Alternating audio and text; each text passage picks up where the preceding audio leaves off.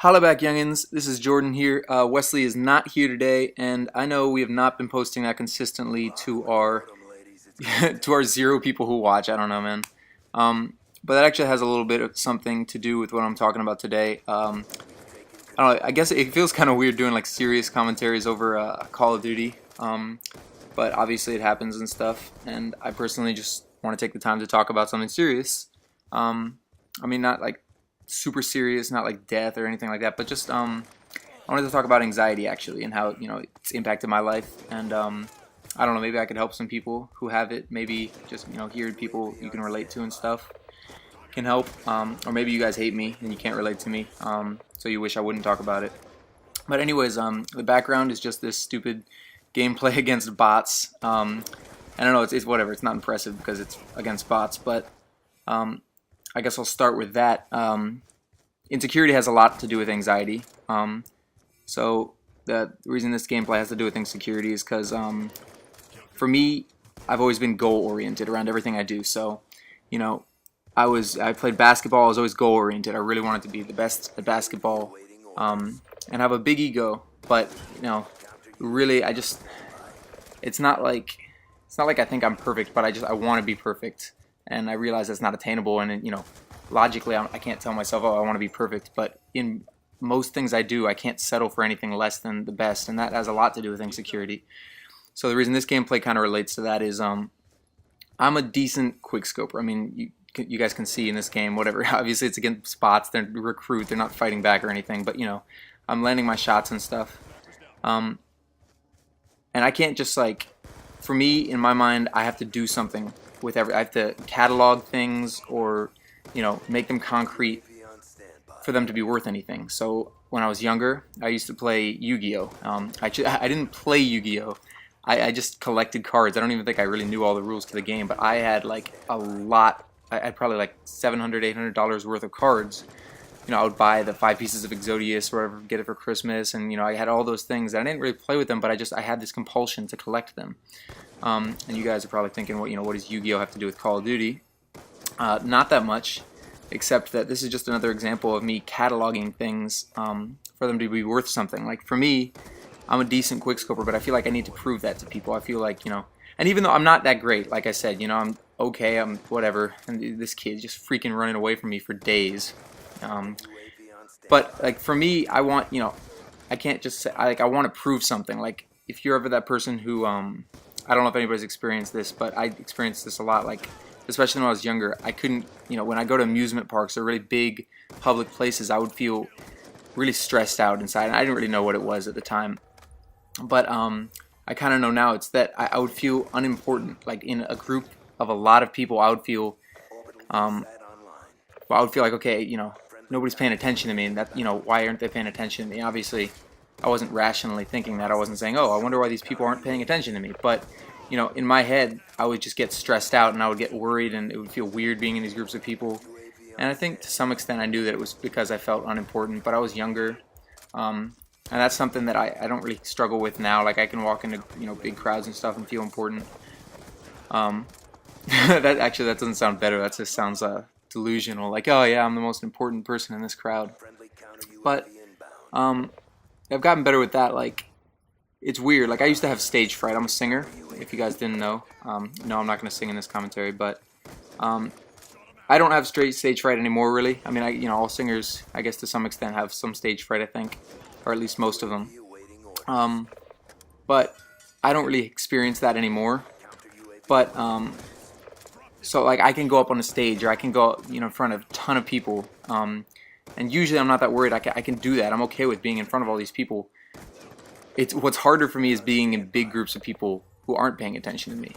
And like I said, that's something I've gotten a lot better at over the years, but it has to do with anxiety. And I'm sorry that I'm not really organizing this commentary very well, but I'm just kind of trying to let it flow. This is my first take. I'm not going to do a second take unless something horrible happens, or I just say it's the most racist thing randomly out of nowhere, and it would lose all my subscribers. I don't know. But the point is that this commentary is a good example of that, because I'm okay quickscoping, right? I'm not great or anything, but I felt like, I need to document that. Not probably in part to like prove to other people I'm this good at something, but also just because I have this compulsion to document things. Things need to mean something to me. Otherwise, what's the point? I'm really trying to get better at just like living freely, like really being able to say, I play this game because I like this game. I have fun with that, you know, and no stress about it. But as soon as, you know, I found out about recording gameplays and stuff, it seemed perfect for me because I was like, this is a way to document things, like, you know, and that's just, that's kind of who I am. Have so many examples of times I've done that with different things. Not just like video games, but like, well, like I said, the Yu-Gi-Oh thing. I would collect things in nature. Like for a long time, I'm interested in like things in nature, but I don't necessarily collect a ton anymore. I need to get myself out into nature, honestly, and then I probably will again. But I had a collection of like bones and skulls and like just all these different things, and for me it was like never enough. It's like it was really exciting for me to collect stuff, you know, and that was something I really valued. But for me, it was always about documenting it and like having them, and it was just never enough. And that has to do directly with my anxiety. I think anxiety, a really good definition I've heard is fear of uncertainty, and it's not that simple for everyone, but I think that's a big part of it, at least for me. And that's not necessarily like, oh, you know, I don't know who's going to win this election. I'm really upset, and not necessarily that. I mean, well, if Obama hadn't won, I probably would have been pretty upset. But it's more like, I'm trying to think of a good example. I guess uncertainty of what things mean for me, which is kind of why I collect things. Or I think maybe it's also partly a fear of loss, or fear of making decisions is another one. All of those kind of are possible explanations. And I think it's really weird to be at this point in my life and realize that, you know, I don't even know everything about myself, or, you know, I don't even come close to knowing these things. And the fact that I can only, you know, really describe this somewhat recently, fairly recently in the past couple years, is kind of, it's really kind of crazy when you think about it. The fact that, you know, how well do we really know ourselves, you know? So anyways, this gameplay is, I actually also wanted to, you know, touch on insecurity, which has to do with this gameplay. My words aren't coming out great right now, but, well, actually that's another example. Insecurity in that, you know, I feel like everything has to be perfect. So, you know, if I don't record this commentary perfectly the first time, then I'll feel like I have to redo it or something. But I'm not, like I said, I'm not going to. I'm really trying to just focus on putting things out there, even if they're not perfect, and just, you know, obviously not like giving up. Like I want to do my best in things, but not making it the kind of thing where I can't exert any energy if it's not perfect. I've lived for a long time with a kind of all or nothing mentality. That's something else I wanted to talk about. Like, for me, when I was younger, I would embark on these big projects, you know. I was very creative. I had ADHD though, you know, pretty severe case.